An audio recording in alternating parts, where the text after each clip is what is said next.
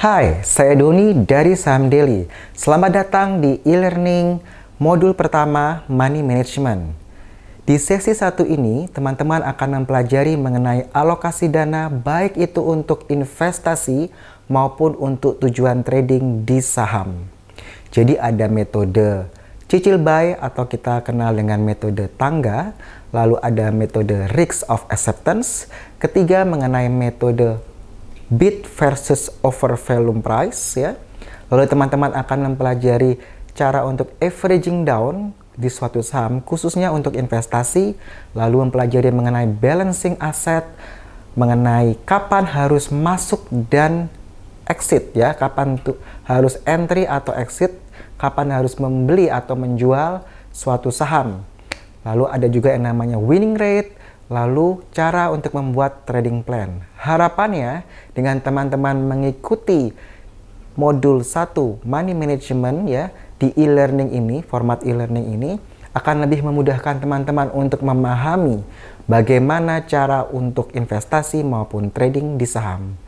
So, selamat belajar. Saya Doni dari Saham Daily out.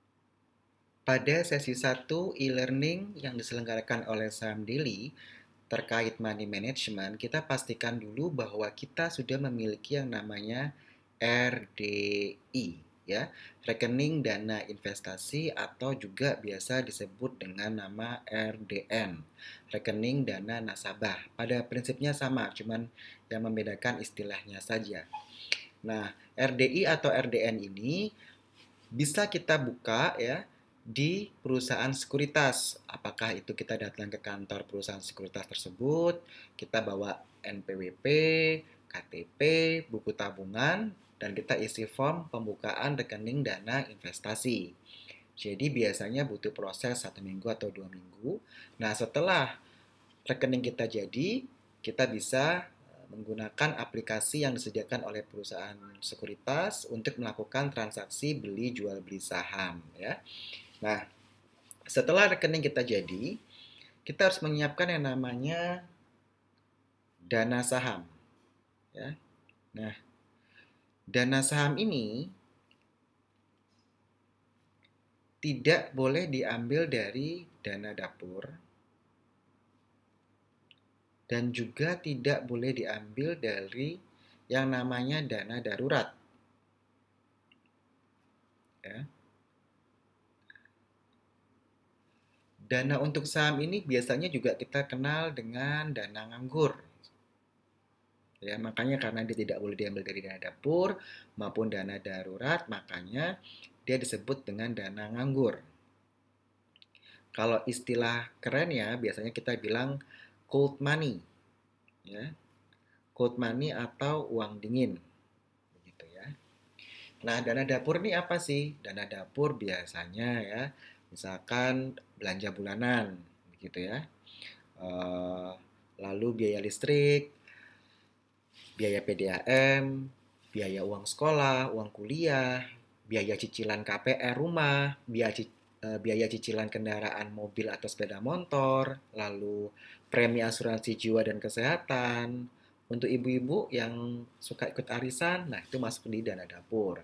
Lalu ada lagi tagihan kartu kredit, di mana Anda harus membayar tagihan kartu kredit Anda per bulan. Nah, di situ masuk ke dana dapur.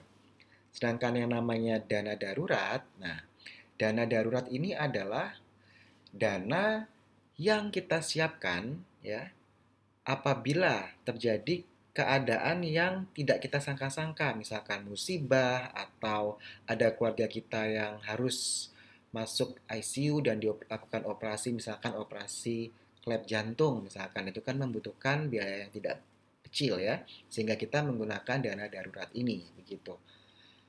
Atau yang sekarang sedang terjadi yaitu ketika COVID-19 terjadi, ada mungkin sebagian dari teman-teman kita yang kehilangan pekerjaan, yang masih bekerja tapi gajinya dipotong, ada pengurangan gaji ya, karena bisnis tidak berjalan sebagaimana mestinya. Nah, fungsi dana darurat inilah yang dapat kita gunakan ketika terjadi peristiwa-peristiwa yang di luar ekspektasi kita.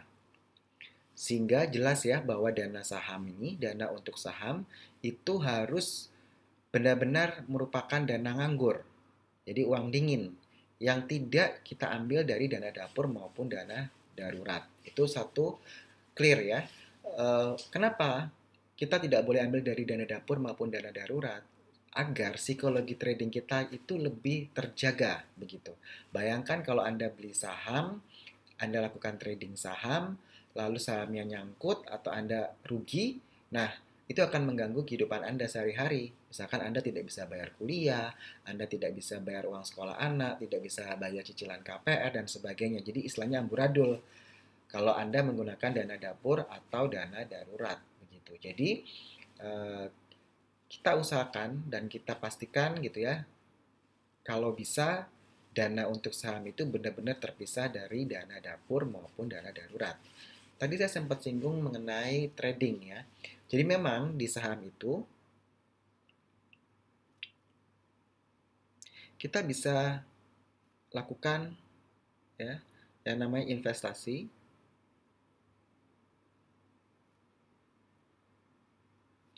Kita juga bisa melakukan yang namanya trading. Ya. Investasi ini biasanya kita buy dan hold itu saham ya, kita beli dan kita simpan itu saham untuk jangka waktu lebih dari 1 tahun. Jadi dia jangka panjang ya tujuannya begitu. Bisa untuk 5 tahun, 10 tahun, 25 tahun hingga mungkin ketika Anda pensiun baru Anda jual. Boleh saja? Boleh gitu ya. Sedangkan trading ini kita beli sahamnya, kita jual sahamnya itu dalam waktu lebih kurang dari 1 tahun. Jadi kurang dari 1 tahun kita sudah jual sahamnya, gitu ya.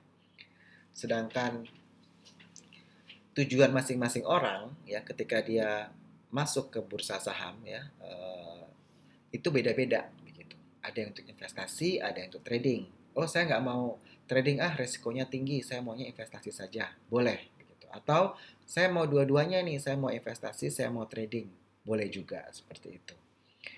Nah, investasi ini biasanya kita kenal dengan istilah juga ada yang nabung saham gitu ya. Nabung saham ya. Kalau istilah kece-nya biasanya ini DCA gitu ya. Dollar cost averaging. Di mana untuk nabung saham ini Anda menyisihkan sebagian dari penghasilan Anda setiap bulan dan Anda belikan saham yang sama. Misalkan gaji Anda misalkan 10 juta, Anda sisihkan 1 juta untuk nabung saham. Nah, 1 juta itu Anda selalu beli untuk saham A, gitu ya. Jadi Anda setiap bulan Januari, Februari, Maret, April, Mei, Juni, Juli, Agustus, September, Oktober, November, Desember belinya ya saham A sebanyak 1 juta. Ya, 1 juta itu entah nanti dapat berapa lot menyesuaikan harga sahamnya seperti itu ya. Itu yang dimaksud dengan nabung saham seperti itu. Tadi kita sudah menjelaskan mengenai RDI, dana saham, lalu apa itu investasi, apa itu trading. Nah, sekarang kita mau jelaskan mengenai klasifikasi dari sumber pendapatan kita. Begitu. Ini klasifikasinya cukup mudah sih, gitu ya. Biasanya kan kita ada yang namanya karyawan, ya, pekerja 9 to 5, 9 to 5 ya, yang bekerja jam 9 pagi hingga jam 5 sore misalkan. Karyawan ini kan dia mendapatkan penghasilan tetap begitu ya, berupa gaji ya, gaji bulanan begitu ya. Lalu kita kenal namanya pengusaha. Pengusaha ini mereka menerima penghasilan sesuai dengan kondisi bisnisnya, ya kan? Kalau kita bisa bilang, misalkan bulan Januari, Februari, wah bisnis lagi bagus nih, berarti penghasilannya dia naik dong, nah, gitu, yang diterima. Gitu. Tapi ketika bisnis lagi jelek ini di bulan Juni misalkan, nah hasilnya yang diterima penghasilannya dia turun gitu ya, sifatnya fluktuatif. Gitu. Kalau yang tadi gaji bulanan, kita bilang dia terimanya kan rata ya. Saya terima gaji 1 bulan misalkan 10 juta, ya udah 10 juta, 10 juta, 10 juta. Kecuali ntar ada insentif, ada bonus misalkan, ada THR, nah itu lain lagi ceritanya. Tapi gaji bulanannya ya seperti itu ya. Karena gaji bulanan ini relatif sama gitu ya, kita bilang dia fixed income.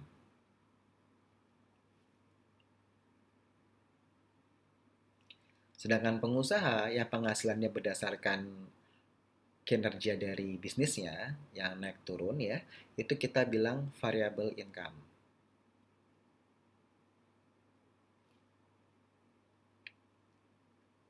Yang ketiga ini, kita bisa bilang dia sebagai pengusaha atau karyawan. Jadi sama-sama saja gitu ya. Apa yang membedakan? Yang membedakan adalah tanggung jawab skop bisnisnya begitu. Nah, di sektor di kategori yang ketiga ini dia base-nya adalah berdasarkan proyek. Penghasilannya berdasarkan proyek atau tender. Wah, contohnya apa nih, Pak? Ini.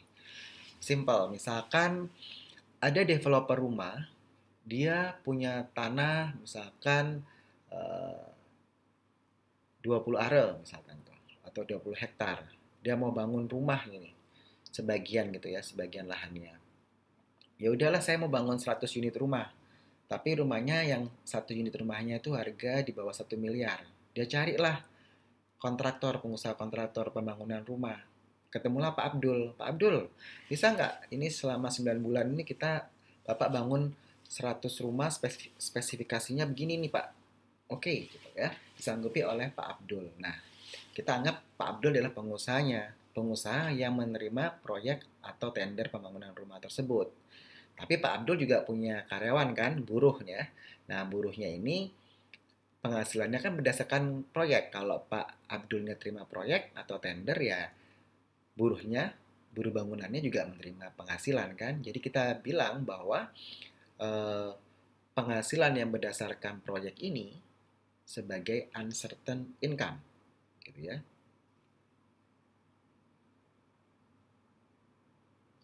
Eh, Jadi jangan heran ya kalau sekarang itu buruh bangunan pun bisa untuk trading atau investasi di saham ya. Kalau kita lihat abang-abang Gojek begitu ya, itu mereka juga ada yang trading saham loh. Jadi memang kita lihat bahwa edukasi mengenai yuk nabung saham itu benar-benar sudah sampai ke level yang benar-benar hampir semua masyarakat, bahkan kalau kita lihat mahasiswa ya, adik-adik kita itu sudah sebagian familiar mengenai nabung saham dan ini prospek yang bagus ya.